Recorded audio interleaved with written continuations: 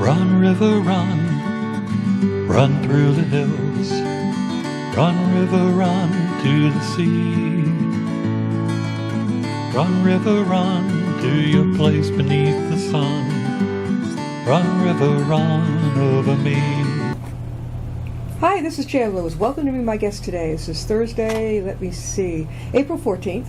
And we got past April Fool's Day and we're heading into Easter. And today we have Kasey Rogers with us, and she is the author of this true memoir, Our Better Selves. Welcome, Kasey. Thank you. This is the real deal, guys. I mean, I would suggest, there's so many friends I've had over the years that I would suggest to read this. This is based on her real experience of an extremely abusive former marriage. Okay. I would have to say that a lot of what you went through was called gaslighting. Yes, Yeah. it was. But I didn't know that's what it was. Yeah. Yeah, it's like what you say something, but no, you didn't say that, or no. Mm-hmm. Oh. Exactly. Yeah. Yeah. It's clever. So tell me how the heck, you got married when? We got married twice. We Yeah. got married. Oh. Yeah, we got married in 1986. Yeah. And then we got married again in 1989. So But the one in 89 was different right. than the one in 86. It was very, very different. So we were together for 25 years. That's a long time. It is a long time, and things started out so that it was a good relationship. Yeah. We worked together very well. That's what drew us together, is we were writing partners, and we had so much in common. We both loved theater and film and writing, and we started writing together. And then we took our relationship to that next level.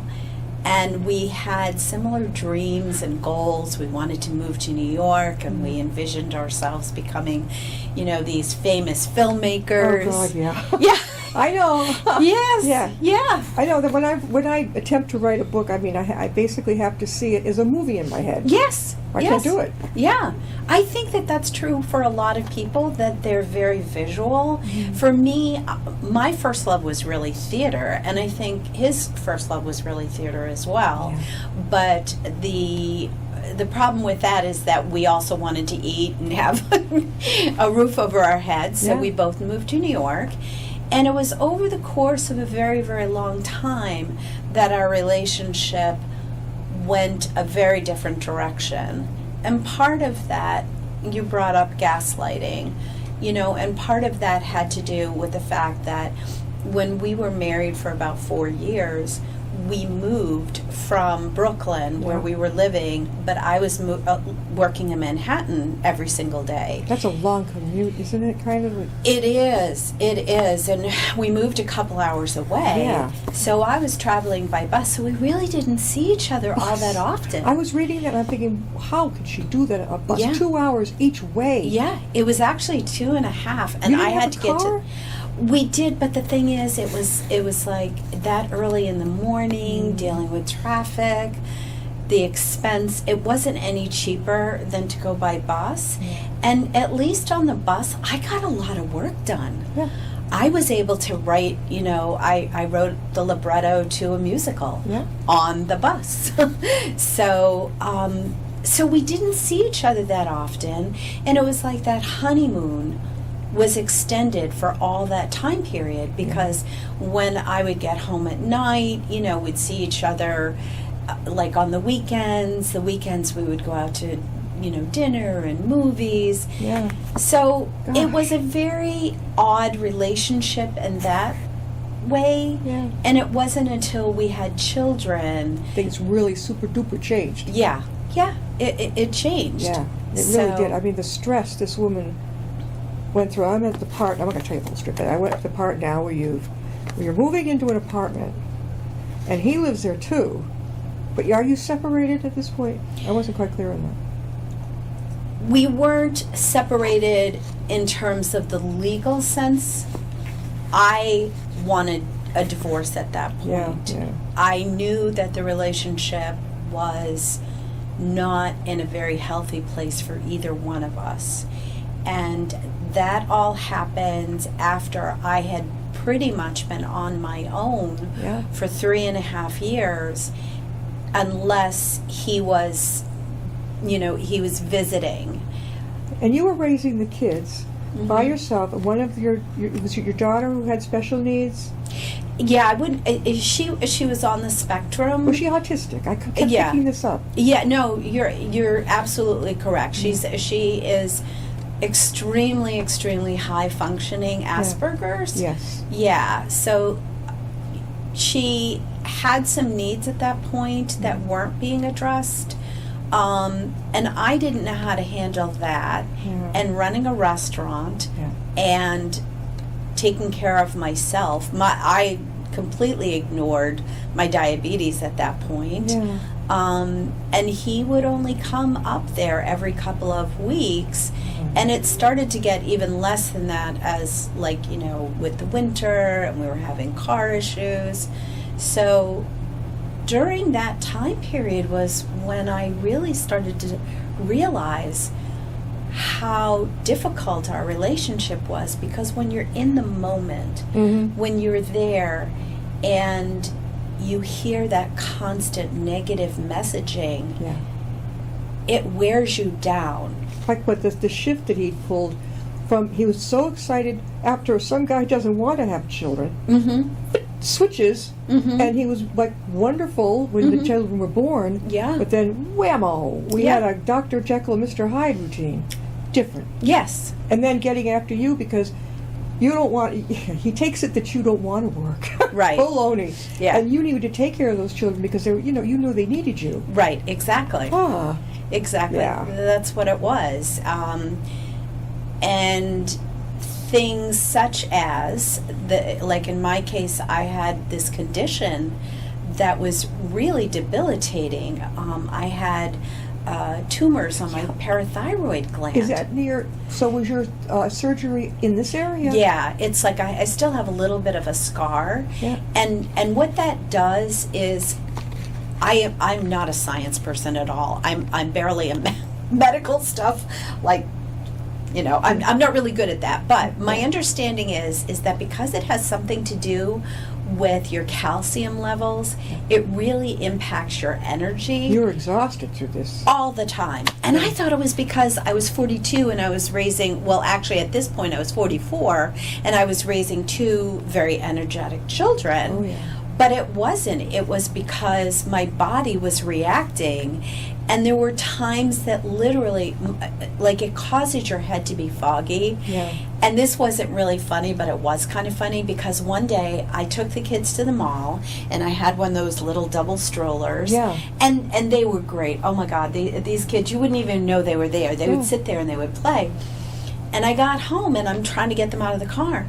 I had forgotten their stroller in the back of the car because I wasn't functioning. I was exhausted. You couldn't push the stroller and get up the street. Yes, yeah. So You think a lot of this was aggravated by that inner gnawing stress that's going on. You're knowing that things aren't right, and his attempt to guilt trip you a lot. Yes. You add all of that. That's a recipe totally for disaster. For you. Yes. Yes. And I think, I think everything happened in slow motion, that it didn't occur in such a dramatic way that it was very, very easy to miss. Yeah. And when I would reflect on things, or I would get upset and I would talk to a girlfriend about it, or try to, there was one point we went to therapy, and it was always kind of pushed back on me. Oh yeah, the blame game. Yes. Yeah. Oh yeah, Yeah. that's typical. I'm not doing enough. Yeah. I never did enough, even though I supported him. You supported him through this 12 years. 12 years, the first 12 years of our marriage. I was the breadwinner, allowing him to try to fulfill his goals. He's extremely intelligent, very talented man. He should have made it. He didn't make it because his ego got in the way. You got a narcissistic one there. Yeah. Yeah, I mean, I'm kind of hesitant to, use terms like that only because I don't know if I don't know if I would be evaluating something that I have no skill to evaluate. As a reader, but, I can evaluate it. Leave it to me But- because it was just written all over this Yeah, guy, yeah. and you got sucked in. Now I haven't gotten that far. She doesn't want to give it away, but at what point did you finally say enough? And then things really didn't stop. Yeah. When we moved back to the U.S., I went to visit a counselor. And at that point, things were so stressful. I truly started to fear for my life because I didn't know where some of these reactions were coming from. And things that were so minor were getting blown up to the proportion that I felt like my life was in danger. I felt that he was going to snap. And I have an aunt that lived in the Westboro area, and right around the time that happened, there was a case, I think it was either in Westboro or Grafton or something, but it was like a man that came home and he just snapped for some reason. Nobody knows why, Yeah.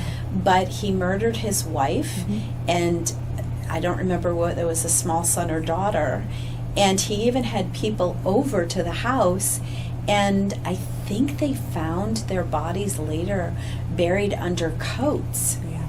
And I'm reading this and I'm thinking in my mind that there were so many instances where he would come home from work. Like one time, I didn't have a job at that point. I was trying to organize things. You had a job. You had 2 children Right. who needed you. Right. And I was working part-time teaching a course at the school and Yeah. helping out with lunches. So I just moved some furniture Yeah. to make the room a little bit more aesthetically pleasing. Yeah. We could see the television from every point of view. Yeah. And it was, you would have thought that I had taken an axe to all our furniture. Oh. So I went to see a counselor, Yeah. and during the entire session, I defended my husband. I kept saying, no, he's not a bad guy. And that was the thing. It was like in my mind, I was trying to justify staying because I didn't have any ability to leave. Yeah. I had no money. Every dime that I had access to, he controlled. Oh boy. The phone, he refused to get the phone, like even a landline. You didn't open a little savings account on your own? I had opened up, I had found,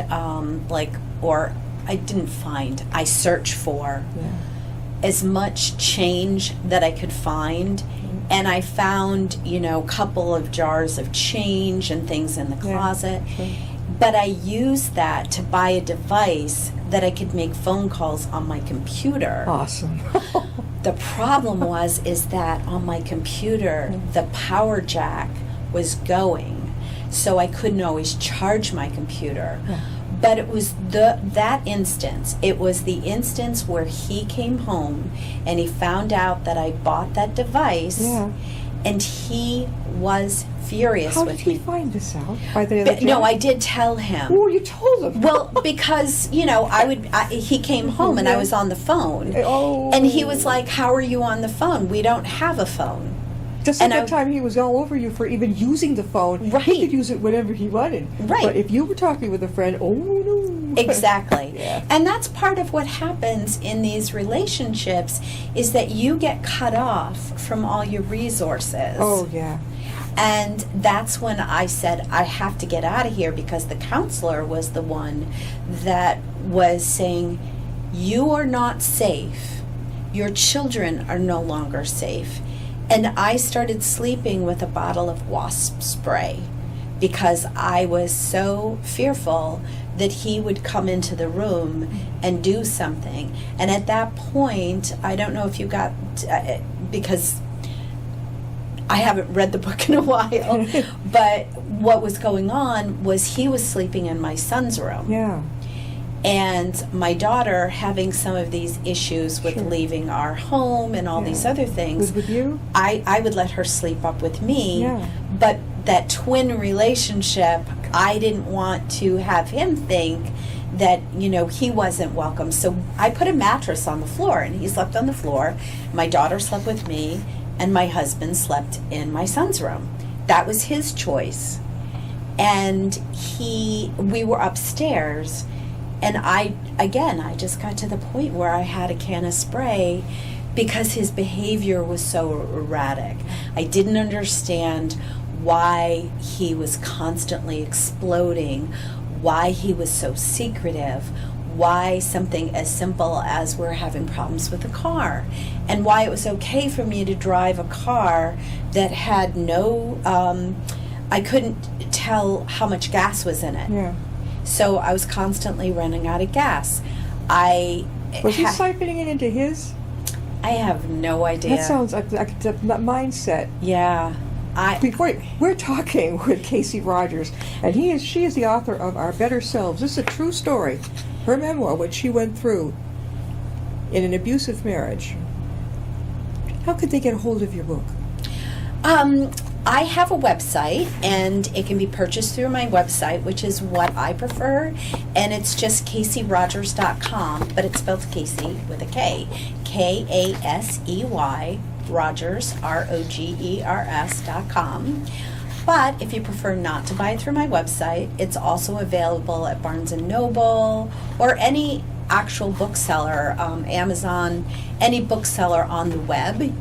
But it's also available at some libraries. And one of my missions is to get it into more libraries so that people can actually purchase it or they can take it out of their library.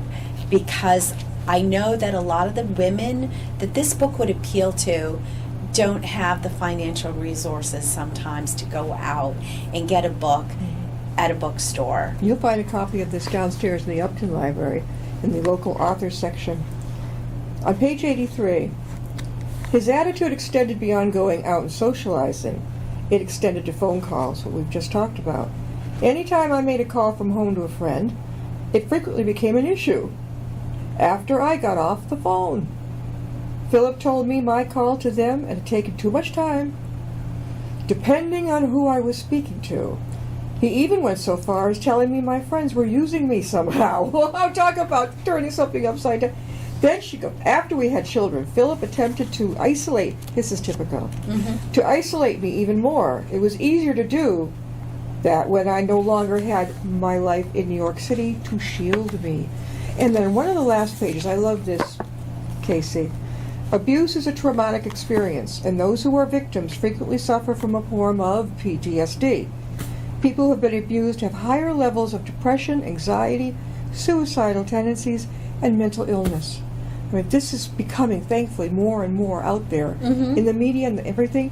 What you did is fantastic. This book really, girls, you got to read this. Our Better Selves. Doesn't matter how old you are. Doesn't matter. Yeah. Just give us a little taste of how everything came to a big end. Don't tell us the ending of the story, but something how it gelled up.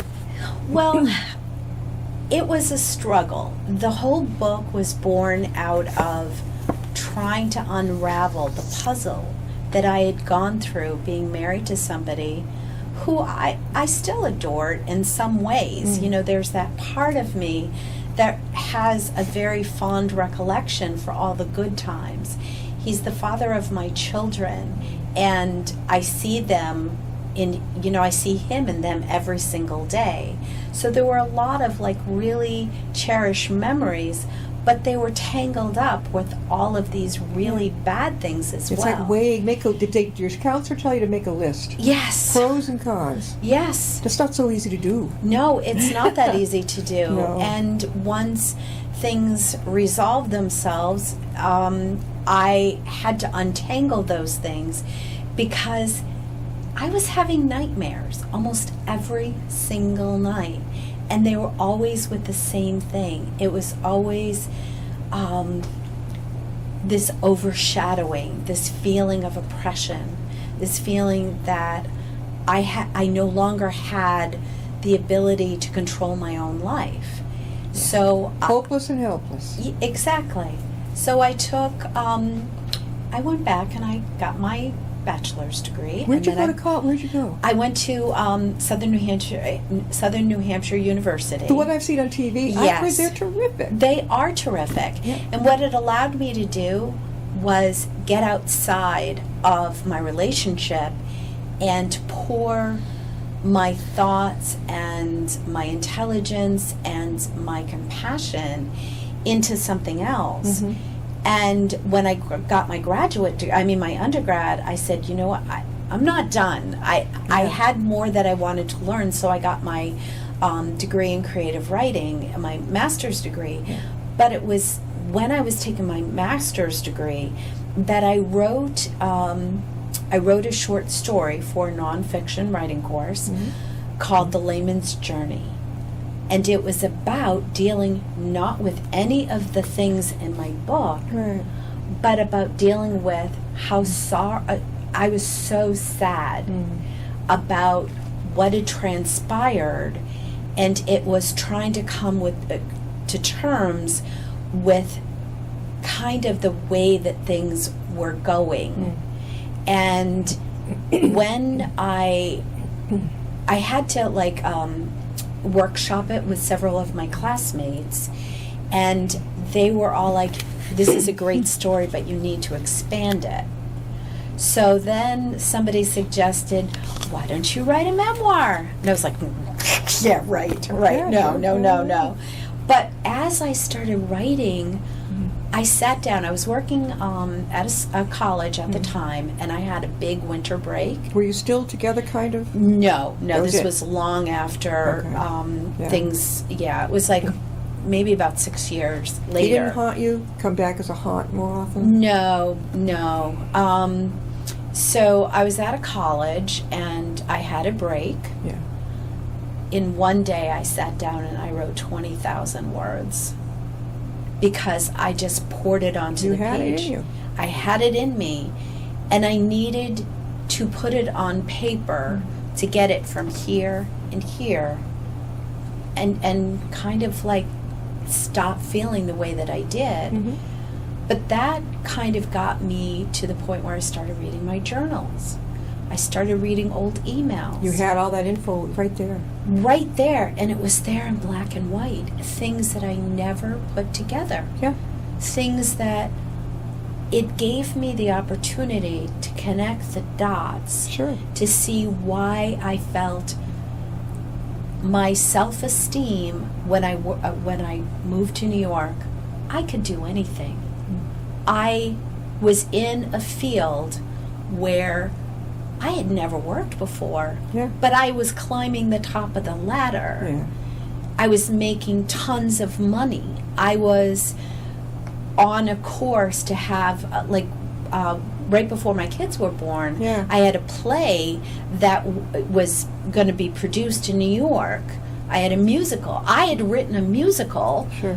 and all of these things were happening, but by the time our relationship started to come to an end, I was, like this coward person that had no belief in their self. So when I started looking through emails and journals, and It all came back, right? it did, it all came back, and it made me realize all the things that I denied about the impact of verbal abuse. Yeah. The impact of being told over and over again that everything about me was wrong. It's all your fault, really? It's all You my know, fault. Jesus, yeah. It's I know. all my fault, and I have done nothing to contribute to our relationship, that I was a burden, that, at one point, he told me that he would have to work for the rest of his life to support me because I was incapable of ever getting a job. Was your counselor, Kasey, with you on this? I mean, really attuned? No, I only saw, there were 2 instances that there was a counselor. Yeah. There was a marriage counselor that we saw when the kids were little. Yeah. That ended after 1 session. I'm sure, yeah. That did not go well. Yeah. And then there was one other time that I went alone and I sought counseling Yeah. with somebody because I needed somebody else to evaluate what was going on. How'd she do, or he? He was the one that told me to leave. He was the one that told me, you are in a very dangerous place right now. But did he give you the tools? No, No. no, because I only saw him that once, and I left a couple weeks later. Yeah. You know. Yeah, it's like having a tool book and knowing, okay, I can't explain it, but there's a program for Al-Anon, Mm-hmm. and it isn't just if your spouse drinks anymore. People come to learn how to detach. Yes. You can Yes. detach with love, or you can just plain old detach. Right. It's not easy, but by going to those meetings constantly, Yeah. you learn. You know, like in your little toolbox, you learn how to cope with it, and it's strong. We're going to have to close, but you know what? Kasey Rogers has been a great guest. From secrets and lies to healing and forgiveness, it's her true story.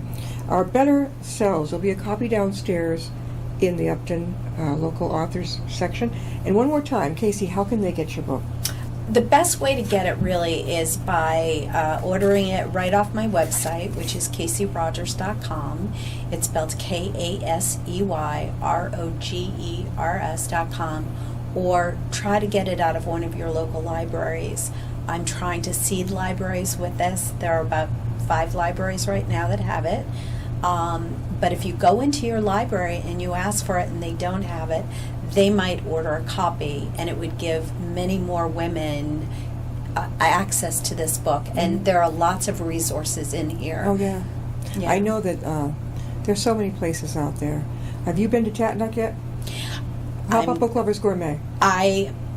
I haven't been there. Tatnick, my aunt used to live in Westboro. Yeah. It was one of our places that we used to go all the Great. time. Yeah, it's a good place. Yes. Yeah. So Senior centers. Yes. Yes, a lot of the seniors are either in that still, or they just got out of something like this. Yes. There's just no limit. Yes. And Yeah. You should do very well if you could just get out there. Yes. Thank you for being with us, Kasey. Thank you so much. All right, is there another book coming? Yes, I have another book coming out called The Color of Frost. Of frogs? Frost. Oh, frost. Color of Frost. No, I love frogs. It's called The Color of Frost. Yeah. And it deals with a lot of the same themes that are in this book. Yeah. But it is it's set in 1974 when we had like a challenged ex-president, Nixon had Good old designed. Nixon, yeah. There are a lot of things that kind of resonate with today. Yeah. Inflation, gas prices that were spiked, a really wacky real estate market. Oh God, the real estate market. Yeah. There are a lot of parallels. Yeah. But what it does is it also emphasizes where women were at that point. Because in 1974, a woman couldn't walk into a bank and get a credit card. A woman had to get a cosigner on a loan. Yeah, it would be usually your dad who had the cards. Right, Not exactly. Mom. Exactly. She had the cash when we went to the grocery store. Right. Women were just starting to be allowed into medical school. Yep. So a lot of the themes in the book correspond with this book. When will it be out, though, Kasey? It's coming out July 6th. You're going to let me know. I will definitely let you know, and I'm That's okay. hoping you'll have me back for an interview. Oh, yeah. Thank you for being with us. You're very Excellent welcome, Jan. story. Thank you I haven't so finished much. it yet, but you better believe it. I'm going to. Thank you, Jan. We'll see you next time and be my guest. Bye.